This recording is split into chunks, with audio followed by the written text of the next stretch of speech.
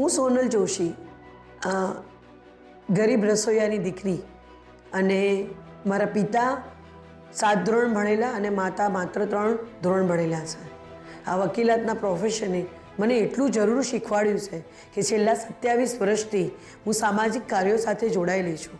અને મારું ઘડતર જે વિશ્વ હિન્દુ પરિષદે અને સંઘની છાત્રમાં થયેલું છે, અને એના કારણે આજે હું પોતે નિર્ભય થઈને બધા જ લોકોના જે પણ પ્રોબ્લેમ છે એના માટેનો અવાજ ઉઠાવતી રહી છું.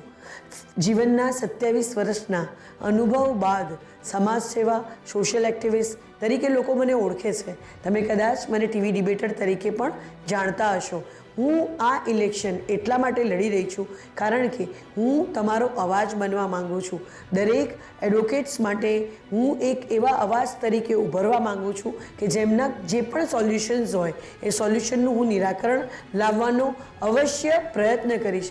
અને એની સાથે સાથે એ પણ કહીશ કે બહુ સ્ટ્રોંગ રજૂઆત પણ કરી શકું એમ છું. અને આ રજૂઆત કરવા માટે મારો અવાજ છે એ બુલંદ અવાજ છે, જે આજ સુધી છેલ્લા કેટલાય વર્ષોથી હું ટીવી પર ડિબેટમાં આવું છું. અને આ મારી 2,500થી વધારે ટીવી ડિબેટ્સ છે. અને એ ડિબેટની અંદર તમે મને હંમેશા બિલકુલ બુલંદ થઈને, બિલકુલ બેખૌફ થઈને મારી રજૂઆતો કરતાં તમે મને જોઈ હશે. અને હું તમારો અવાજ બનવા માગું છું.